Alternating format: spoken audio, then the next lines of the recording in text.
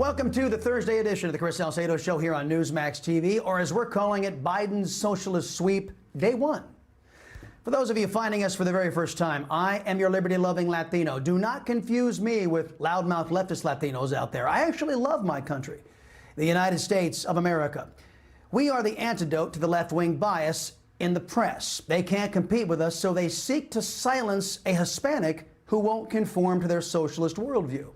We remain committed to opposing all forms of censorship, threats, violence, and intimidation, even those issued by the American left and their agents in the unfair press. To that end, we begin our dissection of the new administration.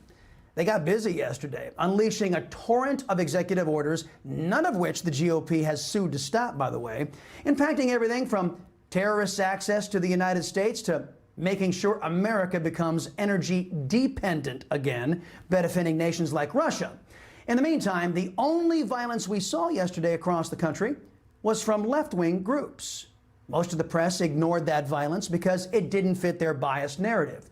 We'll talk to MAGA music star Joy Villa. She won't ignore the story.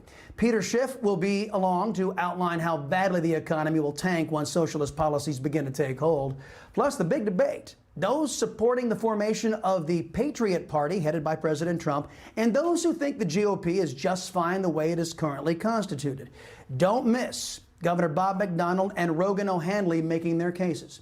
And we can't forget to take a deep dive into Biden's plans to increase illegal immigration and cheapen U.S. citizenship. We'll break down the dangers with Todd Bensman, a senior national security fellow at the Center for Immigration Studies. But before we get to all of that, some observations of day one of the Biden administration. America First has been replaced with America Last. That's the sobering wake-up call we face in tonight's preamble. As we mentioned off the top, America was plagued with more violence on Inauguration Day at the hands of Antifa and other left-wing groups. We'll detail their destruction when we get into the news segment. But the irony here deserves some real examination. All 50 states sent a total of 25,000 guardsmen to Washington, D.C. to secure the Capitol. All 50 state capitals were on high alert. The narrative from the unfair press was that right-wingers may undertake a repeat of January 6th. As a matter of historical fact, the majority of those gathered on January 6th, over 100,000 people, broke no laws and peacefully protested. A few hundred of those people broke away and trashed the Capitol. Democrats and 10 Republicans claimed it was this rhetoric from President Trump that led to that riot. And after this, we're going to walk down, and I'll be there with you. We're going to walk down. We're going to walk down anyone you want, but I think right here we're going to walk down to the Capitol, and we're going to cheer on our brave senators and congressmen and women. And we're probably not going to be cheering so much for some of them, because you'll never take back our country with weakness. You have to show strength, and you have to be strong. We have come to demand that Congress do the right thing and only count the electors who have been lawfully slated. Lawfully slated. I know that everyone here will soon be marching over to the Capitol building to peacefully and patriotically make your voices heard. But yesterday we saw a continuation of left-wing violence that has plagued our country, not for one day, not for 1 week, but for months. Liberal media outlets have gleefully covered up the violence or been supportive of it. The majority of the press didn't report on Antifa's actions yesterday. That may have some of you confused out there. After the events of January 6th, President Trump finds himself under impeachment, even though he's out of office. They said he incited one riot on January 6th. So if saying that folks should peacefully and patriotically protest constitutes incitement of a riot, then what the hell does this do? Some of the success that we've been able to achieve around criminal justice reform would not have happened in recent years were it not for Black Lives Matter.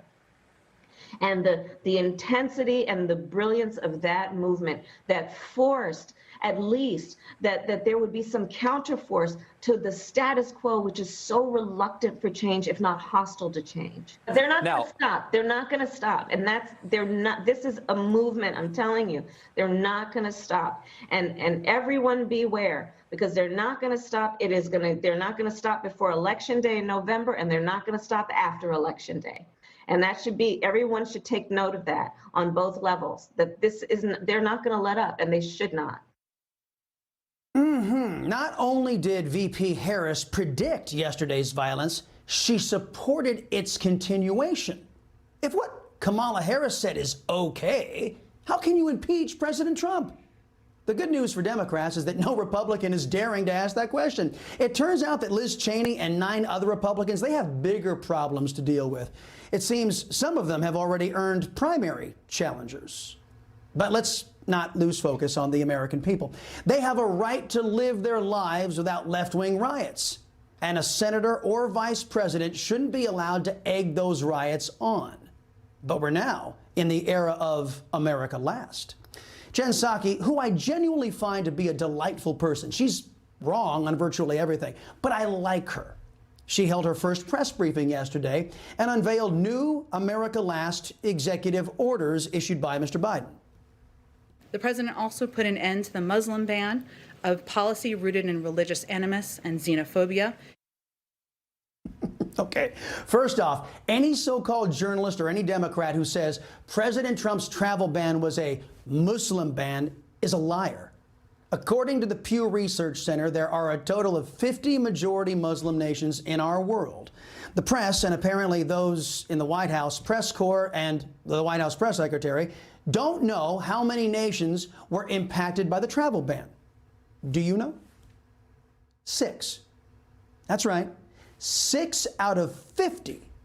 Now, I realize I have to go slowly from some left-wingers out there, like Max Boot from the Washington Post. But 44 majority Muslim nations is far greater than 6 majority Muslim nations, over 7 times larger.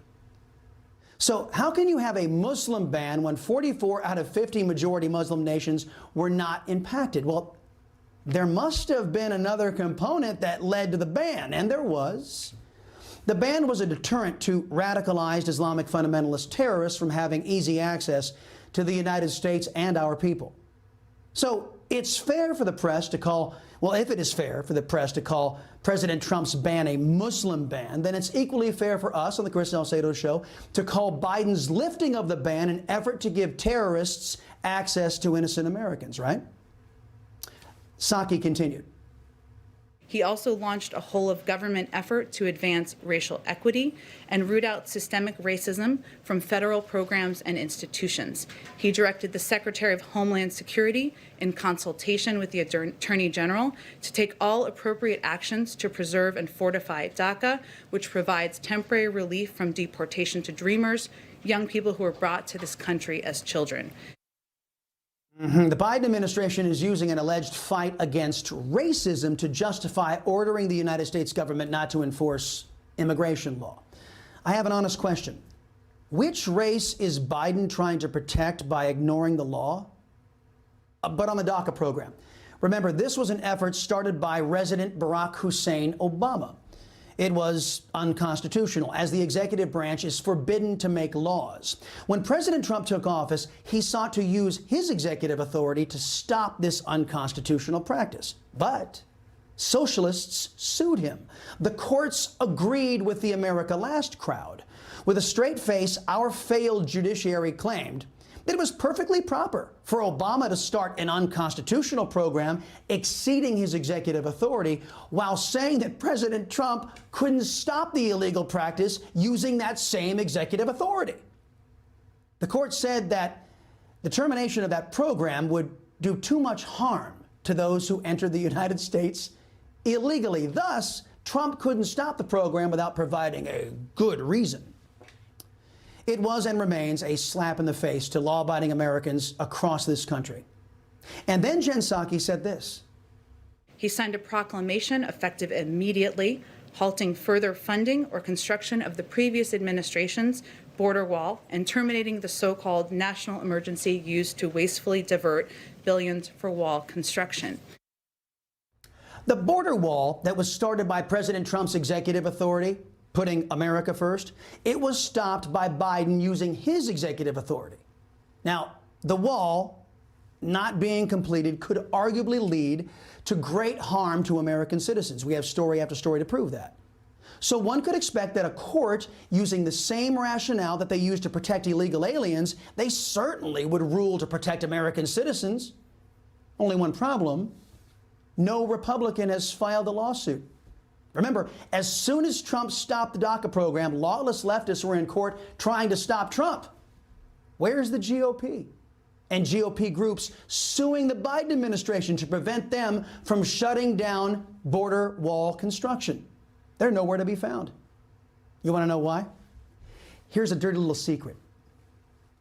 The Republican Party leadership loves illegal immigration. Or more to the point, they're mega donors. They love illegal immigration. So there will be no lawsuit on behalf of law-abiding Americans.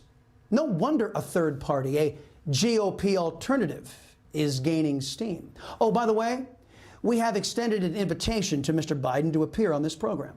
Yesterday, he claimed he wanted to be a president for all of the American people. We hope that includes conservative Hispanics.